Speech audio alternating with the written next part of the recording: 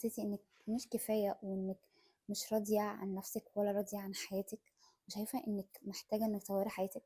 بشوف بنات كتير قوي عايزة تغير من نفسها بس عشان خاطر تتحب.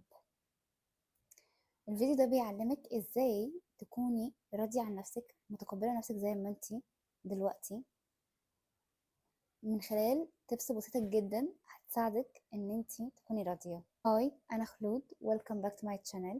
بشارككم ازاي بدأت رحلتي للجلو اب وانك ازاي بجد تقدري تعملي جلو اب من خلال تبس بسيطة تسهل عليكي موضوع الجلو اب، يعني تعملي جلو اب من جوه ومن بره، مش بس في الشكل والمظهر. هشارككم توتوريال الميك اب بتاعي وانا بتكلم معاكم. أم، اول مرة سمعت فيها خلود انتي محتاجة تتعلمي انك تقبلي نفسك وتتقبلي كل حاجة حصلت معاكي، من لايف كوتش قالتها لي. كنت قاعدة بفكر هو انا المفروض ازاي اقبل، يعني ايه اصلا اقبل حاجة وحشة حصلت، او يعني ايه اقبل حاجات حصلت انا ما كنتش عايزاها تحصل معايا. قعدت اسال نفسي كتير قوي هو انا المفروض يعني ان انا اقبل معناها ان انا احب الحاجة الوحشة اللي حصلت معايا. كانت الاجابة لا، ان انا مش محتاجة ان انا احب الحاجات اللي حصلت معايا الوحشة، بس مش معناها برضو ان انا ارفضها وان انا اقاومها، ان انا افكر ان لا مش هقبل بالموضوع اللي حصل معايا، مش هقبل بالحاجات الوحشه اللي حصلت معايا ايا كانت ايه. ريليشنز، حاجات خسرتها. بنات، انا كنسلت دلوقتي الهالات بتاعتي، اوكي، وبعدها هحط كونسيلر عشان افتح لون البشره. سوري، قلت لكم افتح ومش اوحد، هو الفكره ان انا بوحد لون البشره كله. المهم، محتاجه احب كل حاجه وحشه حصلت معايا، بس الفكرة كلها اني مهربش منها ولا ارفضها. ان انا اتس اوكي، ده اللي حصل معايا. مثلا خسرت فلوس، خلاص خسرت فلوس، ما تقعديش تندمي انك خسرتيها. خسرتي ريليشن، ما تقعديش تندمي كتير ان انتي خسرتي. الندم مش هيفيدك. اللي هو ما ترفضيش شكل جسمك. آه ان انتي عندك حبوب، خلاص عندك حبوب، ما تقعديش تجري وتكوني مهووسة في ان انتي تقعدي تعالجي شكل الحبوب بتاعتك. فهمت يا بنات ان ان انا اقبل معناها ان انا ارضى، ان انا ارضى ان هو ده شكل جسمي، ان هو ده وزني، ان هو ده مظهري وانا تعبانه. ان انا محاولش ان انا اهرب واخبي نفسي بس عشان انا رافضه ان انا اظهر بالشكل الطبيعي اللي انا عليه. من اول الحاجات اللي محتاجه بجد انك تعمليها انك تقبلي شكل جسمك، تقبلي نفسك زي ما انتي، تقبلي اغلاطك، ما تقعديش تندمي، ما تجلديش نفسك ابدا. جلد الذات ده مش هيجيب نتيجة. انك تقبلي ان هي دي الحياة اللي انت عايشاها، تقبلي وضعك المادي، لو انت معكيش فلوس تقبلي ان انت عادي معكيش فلوس. ما تقارنيش حياتك بحياة الناس اللي بتظهر على السوشيال ميديا.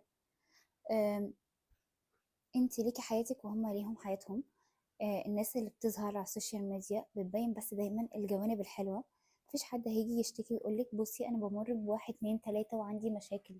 محدش هيجي يعرض مشاكله على السوشيال ميديا. التقبل انك تكوني راضية عن كل حاجة حصلت معاكي في حياتك، ده بيخليكي تبدأي تهدي الصراع اللي انتي معيشة نفسك فيه طول الوقت. انك بتقارني حياتك بحياة الناس اللي معاها فلوس، حياة الناس اللي ناجحة وانتي لسه في طريقك وفي بدايتك ان انتي عايزة تنجحي في حياتك.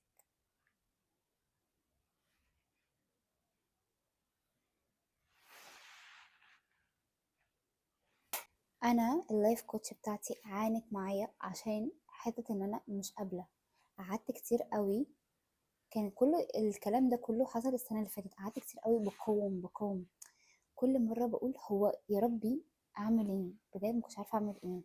بس بدأت مع الوقت، لما بطلت مقاومة، بطلت وبدأت أقبل الحاجات اللي حصلت معايا كلها. بدأت أفهم إن أنا كل حاجة مريت بيها دي علمتني، جت عشان تعلمني إزاي أكون قوية، جت تعلمني عشان إزاي أكون واثقة من نفسي، إن أنا أبدأ أغير حياتي وأعيش الحياة اللي أنا عايزاها. ففكري دايما بالطريقة إن كل حاجة حصلت معاكي عشان خاطر تكون في صالحك، تزودك قوة لو انتي حاسة ان انتي ضعيفة. لان انا بجد عشت فترة في حياتي انا كنت حاسة فيها بالضعف، ما كنتش عارفة اخد قراراتي بنفسي، في حاجات كتير كنت حاسة ان هي متلخبطة. فعشان تبدأي تعيشي في راحة نفسية وفي سلام داخلي مع نفسك، ابدأي اتعلمي انك تكوني راضية بكل حاجة حصلت معاكي. مش هلاقي حد راضي بيقعد طول الوقت بيقعد يقول ليه مش ليه. الحاجات اللي تمنعك انك تعيشي في حالة قبول وتسليم، في حالة رضا، هو انك طول الوقت شاغلة نفسك بهما بيقولوا عليكي ايه، شاغلة نفسك بكلام الناس. هما بيقولوا عليكي انك حلوة، بيقولوا عليكي انك وحشة، بيقولوا عليكي انك ذكية، بيقولوا عليكي انك قوية ولا بيقولوا عليكي انك ضعيفة. انك تنشغلي بهما بيقولوا عنك ايه، ده اكتر حاجة بتخليكي تقعدي تنتقدي في نفسك. والانتقاد احنا متفقين ان هو مش هيفيدك ولا هيقدم لك اي حاجة بنسبة 100%. الانتقاد مش هيفيدك ولا هيخليكي تتقدمي اساسا. حاسة عايزة احط بلاش تاني، هحط تاني.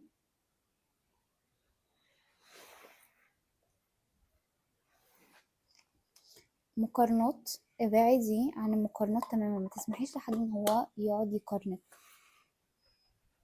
ما تسمحيش ابدا لحد ان هو يحطك في مقارنة مهما كان مين الشخص ده غالي عليكي. محتاجة تتعلمي انك انت ما تحطيش في مقارنة مع حد. انت ما اتخلقتيش اصلا عشان تتقارني بحد. ده ربنا ما بيقارنكيش ما بينك وما بين حد تاني. فهيجي حد زيك كده يجي يقارنك، صورة انك بتحاولي تكوني perfect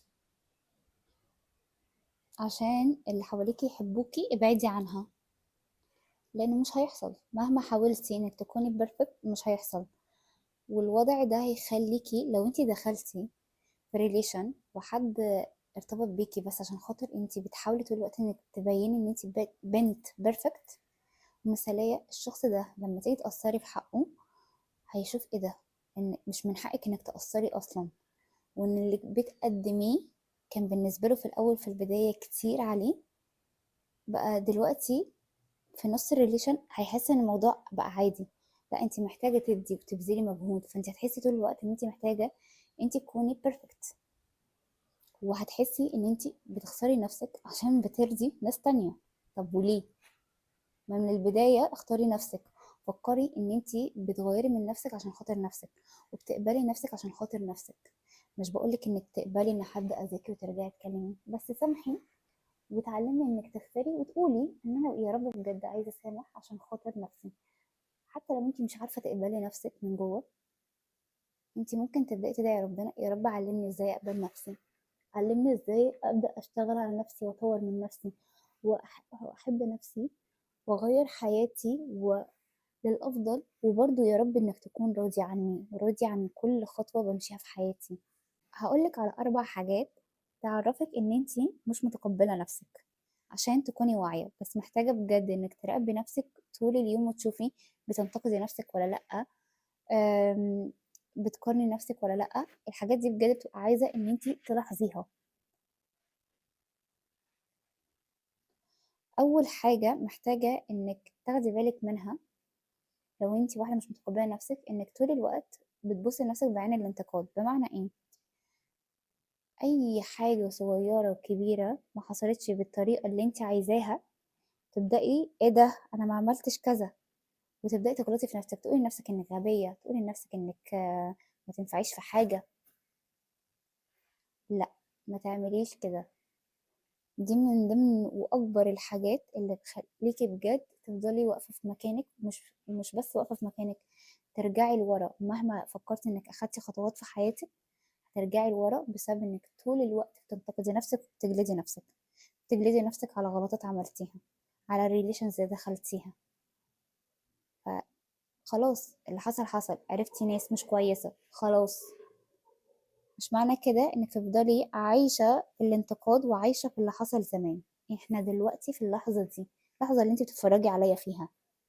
اكتر حاجة تثبت لك ان انت بتنتقدي نفسك، روحي كده خدي كذا صورة، اتصوري كذا صورة، شوفي نفسك بتنتقدي نفسك ازاي. تقولي ايه ده شكل اسناني، تقولي ايه ده الانف بتاعك، تقولي ايه ده شعرك. تقعدي تدققي في الصورة اللي انت بتاخديها، تطلعي عيوب فيها. هنا انت بتنتقدي نفسك وانت مش واخدة بالك. كمان حاجة تانية، دي تاني حاجة، انك طول الوقت شايفة نفسك قليلة وامكانياتك وقدراتك قليلة، ودايما شايفة ان الناس التانية احسن وافضل منك، ان الناس التانية قدرت تحقق اللي انت محققتهوش. فما تشوفيش نفسك انك قليلة، بتقعدي تأجلي حياتك لحد ما تحسي ان انت احسن، مستنية انك تكوني افضل، ان نفسيتك تبقى احسن عشان تتحركي وتشتغلي على الحاجة اللي انت عايزة تشتغلي عليها. النفسية الكويسة دي مش هتيجي معاكي غير بجد لما تبدأي تعملي الحاجات اللي انت بتحبي تعمليها، وهتيجي لما تكوني تبدأي انك راضية عن نفسك، راضية عن حياتك دلوقتي. عادي معكيش فلوس، عادي، لوحدك، عادي، حاسة انك ضعيفة ومش عارفة تعملي ايه، برضو عادي، تقبلي ده. لان انت مش طول الوقت هتبقي عايشة حياتك وانت قوية. بقولك ده ليه؟ عشان خاطر انا عشت فترة في حياتي كنت رافضة بجد ان انا اقول ان انا حاسة بالضعف، ان انا اقول ان انا حاسة ان انا محتاجة ابين ان انا قد ايه قوية. بحاول طول الوقت ان انا ابين اللي حواليا بصوا انا قوية. بس وقتها الفترة دي انا عرفت ان ما كنتش قوية، لا انا كنت بجد ضعيفة فيها، ما كنتش متقبلة ان انا ابين ضعفي. فمش عيب انك تبيني ضعفك، بالعكس ده جزء من ان انت اصلا تعالجي نفسك وتشفي نفسك، وخصوصا لو انت مريتي بتروما، ان انت تبيني اوكي ان انت مريتي في حالات ووقت فيه ان انت حاسه بالضعف. حتى لو انت دلوقتي بتتفرجي عليه وحاسه بالضعف، عادي تقبلي ده، ما ترفضهوش، ما ترفضيش نقط الضعف عندك. مفيش انسان كامل. لو انت شايفه ايه ده ان انت فيكي عيوب ومحتاجه ان انت تخبيها، لا، عادي اقبلي ان انت عندك عيوب، انا كمان عندي عيوب، الناس كلها عندها عيوب. بس الفكره كلها كل واحد هو معترف ان هو عنده عيوب وبيحاول يصلحها، هو متقبلها في الاساس في الاول، راضي بيها ان انا عيوبي واحد اتنين تلاته، بس انا اقدر اغيرها، هشوف اقل حاجه ابدا اقدر اعملها عشان اغير من نفسي. حاوليش تهربي من حاجه حصلت لك وحشه، اعترفي ان في حاجات حصلت لك وحشه، عادي، ان انت مريتي بتروما، ان انت اتخذلتي، ان انت اتوجعتي من اكتر ناس كنت بتحبيهم، عادي، كل ده عادي. لان الاعتراف هو بدايه انك تبداي بجد تغيري من حياتك. عايزة اخد لون اورنج واحطه هنا كده. تعالى اقولك الخطوات اللي ممكن تبدأي تعمليها بجد عشان تكوني راضية عن حياتك. تاني، ما تقارنيش نفسك بالناس، وبأكد عليكي ما تقارنيش نفسك ابدا بحد. دلوقتي انت لو عندك واحدة صاحبتك غلطت او جت حكت لك ان هي غلطت في اختياراتها وبتعيط وزعلانة، انت تعملي ايه؟ صاحبتك وبتحبيها صح؟ فهتروحي تطبطبي على صاحبتك، هتقفي جنب صاحبتك، هتبقي سبورت ليها، تدعميها، حلو قوي. اللي انت محتاجه تعمليه انك تتعاملي مع نفسك كانها صاحبتك. نفسك دي هي بيست فريند بتاعتك، اوكي؟ ادي لنفسك الاولويه ان هي صاحبتك اللي اقرب حد ليكي. حتى لو انت عندك بيست فريند، نفسك هي اقرب بيست فريند ليكي. فمعنى كده ان لو عملتي حاجه في حق نفسك ما تلوميهاش، ما تقوليش يا ريتني ما كنتش عملت كده، لا بالعكس، ابدأي اهدي وطبطبي على نفسك، احتوي نفسك بجد.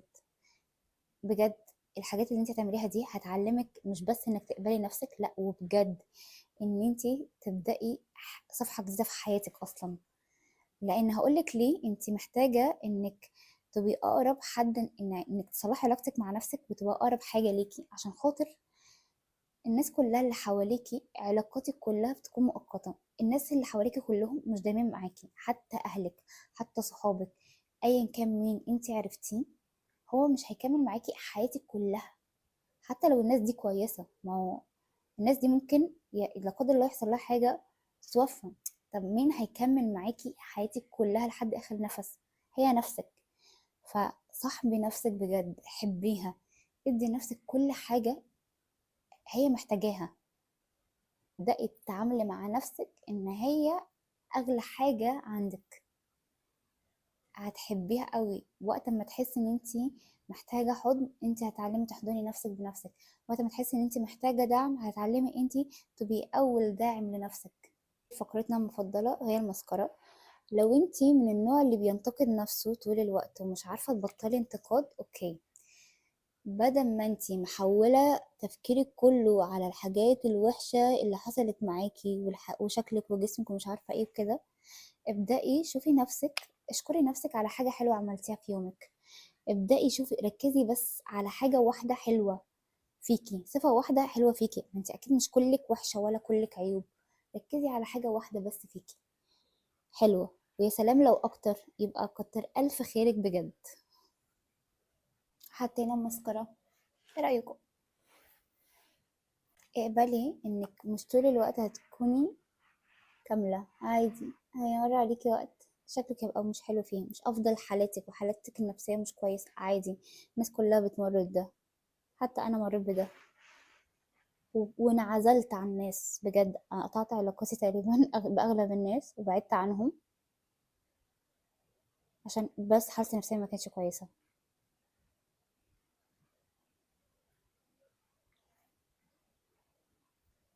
المهم ان انت تبقي واصلة ان انت تبقي راضية عن نفسك، مش الناس راضيين عنك، وانك مش محتاجة انك تثبتي لحد انك كفاية،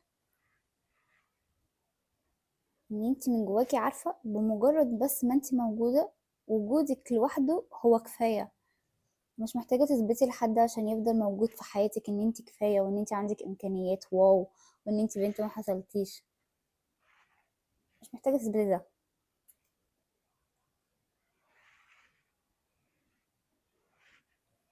انت مش محتاجة تكوني مثالية عشان الناس تحبك وتكون شايفاكي، ولا محتاجة انك تحسي ان انت كفاية، ان حد يحسسك ان انت كفاية، انت من جواكي بجد كفاية، لان لو انت مش كفاية مكانش ربنا خلقك، بس ربنا عايزك تعرفي ان قد ايه انك غالية عنده وانك كفاية، مش محتاجة تثبتي الناس مخلوقين زيك بالظبط.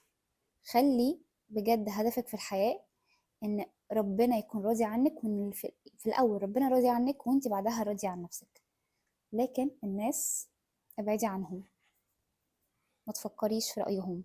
اعرفي ان التقبل، انك تقبلي كل حاجة حصلت معاكي، ده هو اقصر حاجة واقصر طريق بجد عشان تبدأي تغيري حياتك وتهدي اي صراع انت عايشاه من جواكي الناس مش حاسة بيه، لان هما مش هيشوفوا اللي جواكي، هما بيشوفوا بس اللي انت عايزة تظهريه ليهم. فادي نفسك بجد الفرصة انك تبدأي تكوني راضية عن نفسك، ادي بس لنفسك، قولي سنة واحدة انا هتعلم اغير من نفسي واغير من حياتي واقبل كل حاجة حصلت، عشان انتي تستحقي ان انتي تعيشي الحياة اللي انتي عايزاها وتعيشي بالنسخة اللي انتي عايزاها وتكوني مبسوطة وتفرحي بحياتك. ابدأي تكوني راضية عن نفسك من اللحظة اللي انتي بتتفرجي عليا فيها، مش بكرة، لا النهاردة. قرري قرارات صغيرة هي اللي بتغير حياتك، قرري ان انتي بجد خلاص اكتفيتي من المقاومة، اكتفيتي من انك ترفضي اي كل حاجة بتحصل معاكي، تعلمي ازاي بجد تكوني راضية من جواكي كل حاجة حصلت عشان تغيري حياتك. احنا كده خلصنا الفيديو بتاعنا وعملنا الميك اب، وعايزة رأيكم، ما تنسوش تعملوا سبسكرايب وتفعلوا جرس الإشعارات عشان يوصل لكم كل فيديو أنا بنزله.